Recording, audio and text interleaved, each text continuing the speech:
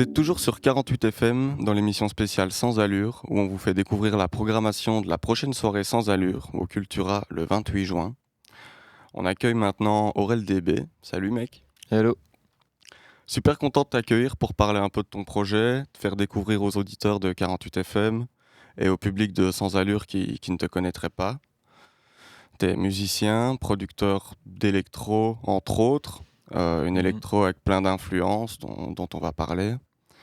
Ta live session Pente terrestre qui est dispo sur YouTube et qui est vraiment super d'ailleurs, je vous encourage à tous aller l'écouter. C'est une sorte de voyage avec des sonorités très chaudes, des belles mélodies de guitare, etc. Mais aussi des moments sous tension grâce à des nappes de synthé, des percus assez rapides et saccadés à certains moments. C'est un mélange de plein de styles que tu définirais comment ? Je définirais comme en effet un mélange et une espèce de hybridation de plein d'influences. Et comme tu as très bien décrit, c'est une espèce de rencontre entre la chaleur des instruments, des mélodies, de l'émotion et des moments sous tension, des choses un peu irrésolues qui apparaissent avec les influences plus électroniques. Ouais, carrément. Et que j'imagine comme un espèce de voyage. Trop bien. C'est quoi les styles ou les artistes que tu écoutes ou que tu as écouté pour arriver à proposer ça ?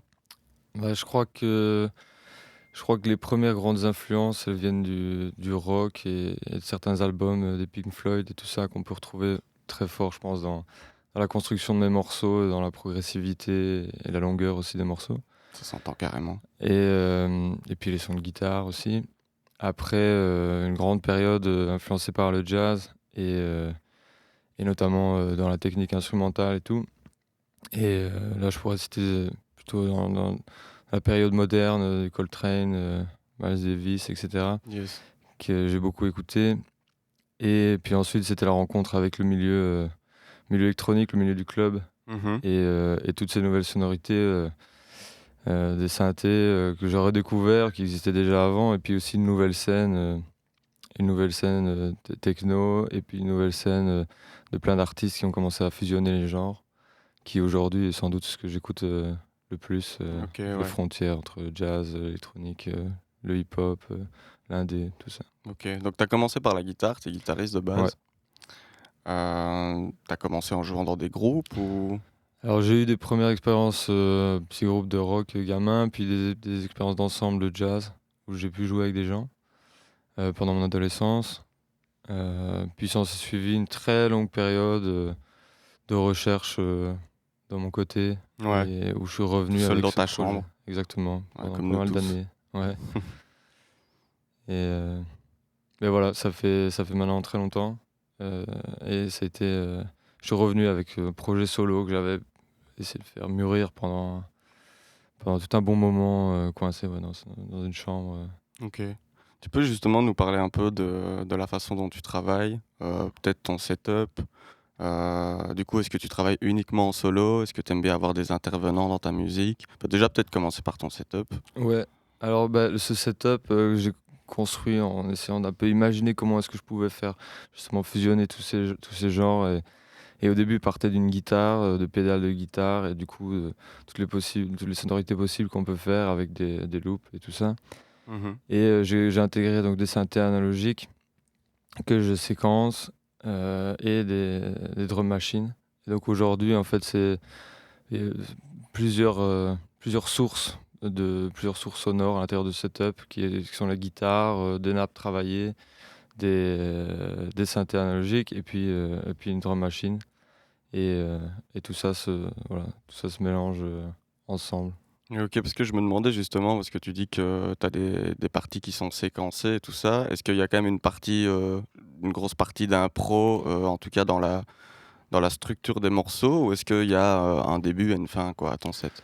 Alors il y a la manière dont je travaille est quand même fort orientée à travers l'expérience de l'improvisation et tout ça. Ok. Maintenant, quand je présente un set live, je pense que j'essaie souvent de le travailler suffisamment pour arriver à avoir expérimenté un maximum d'idées et m'être concentré sur les meilleurs au bout du compte. Ouais. Donc je dirais que tout se fait en live, et il y a toujours des parties plus ouvertes à l'improvisation. Si par exemple je vais prendre une guitare pour un long moment et laisser tourner, faire un peu une forme de solo ou d'un synthé. Puis forcément, les transitions, il y a plein de choses qui sont négociables et il y a plein de choses qui sont jamais pareilles. Mais je propose pas une improvisation en live. Ouais. C'est pas ce que je trouve forcément le plus intéressant. Ouais, c'est pas le but, quoi. Même si je trouve ça hyper intéressant dans le processus créatif. Ouais. Je pense pas que c'est forcément en faisant de la pure impro que je vais proposer quelque chose de très bon. Ouais. Et On a l'habitude peut-être de rester dans notre zone de confort en impro, alors que quand ouais, tu taffes un truc, tu le taffes à exactement. fond. Ouais. Tu peux te permettre de prendre des risques que tu vas travailler et maîtriser le jour où tu me présentes. Ouais, carrément. Du coup, ouais, j'en reviens un peu à mon autre question. Du coup, est-ce que c'est une volonté de travailler en solo? Est-ce qu'il y a un futur où tu t'imagines entouré de musiciens, par exemple?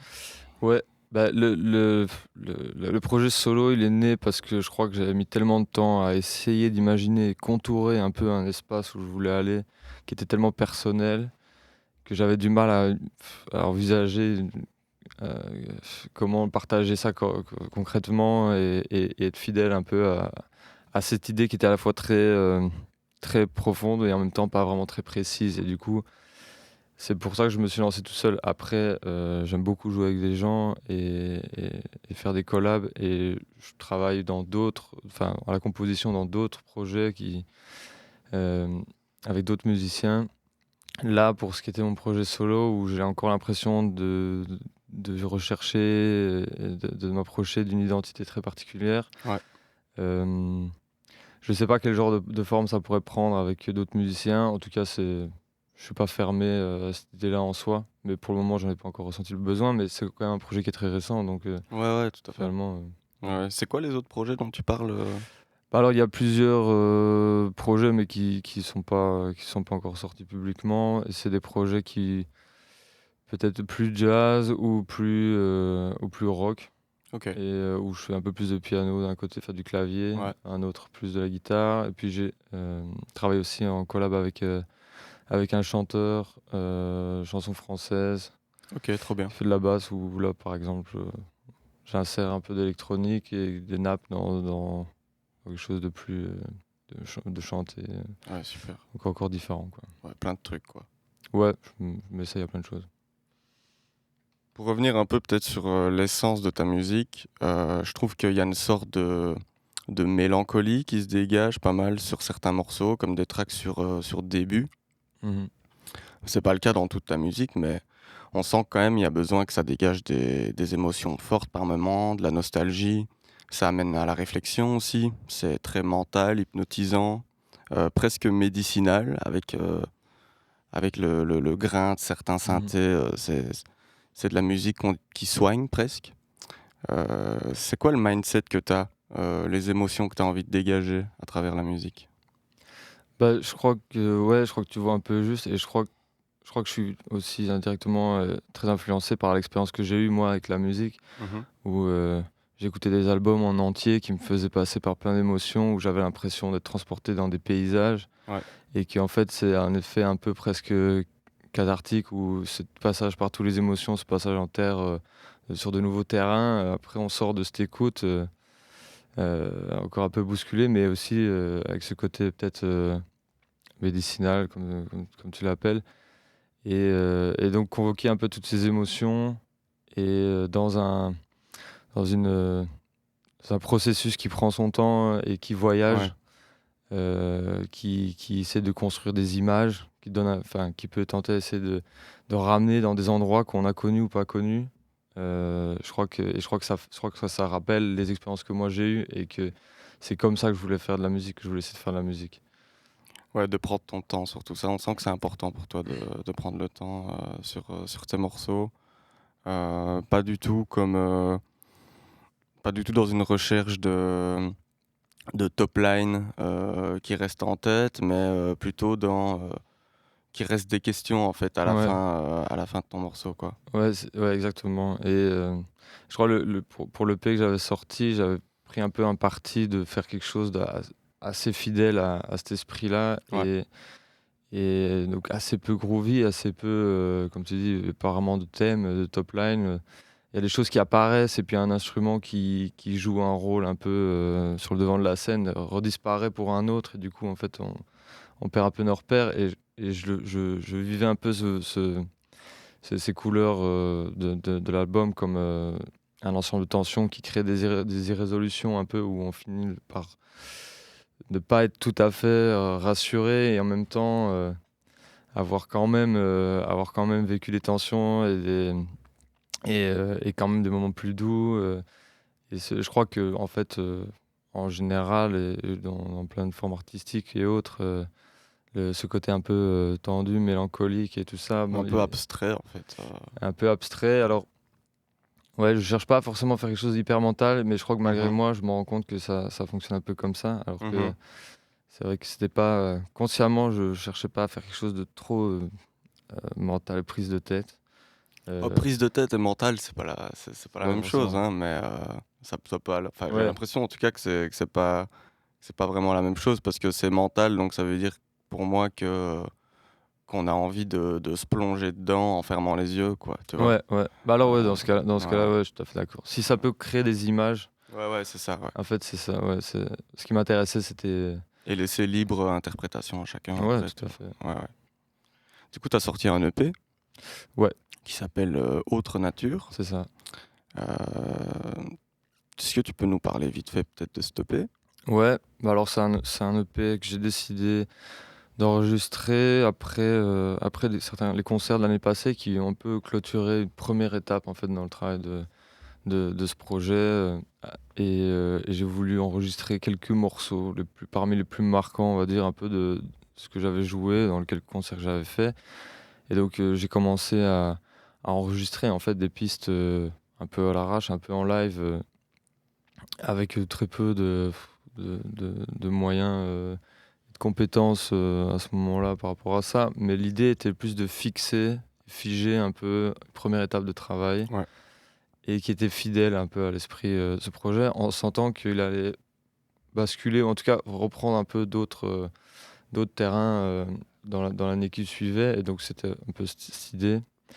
Et, euh, et donc après la période des festivals, j'ai enregistré 5 morceaux et qui je pense représente vachement bien. En fait, cette recherche de terres un peu inconnues et en même temps entre le connu et l'inconnu. L'hybridation un peu des styles, mais aussi des émotions Mhm. et avec le parti pris de faire quelque chose d'assez assez peu groovy, assez peu enfin assez peu facile, et en me disant que j'aurais toujours la possibilité après de ressortir avec autre chose Ouais.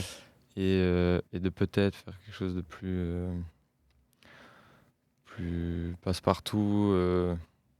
Mais en tout cas, je voulais pas que le premier album cède un peu à certains codes. Bon voilà, j'ai fait des morceaux de 9 minutes, tout Ouais, ça, ouais, voilà, ouais, tout à c'était... fait.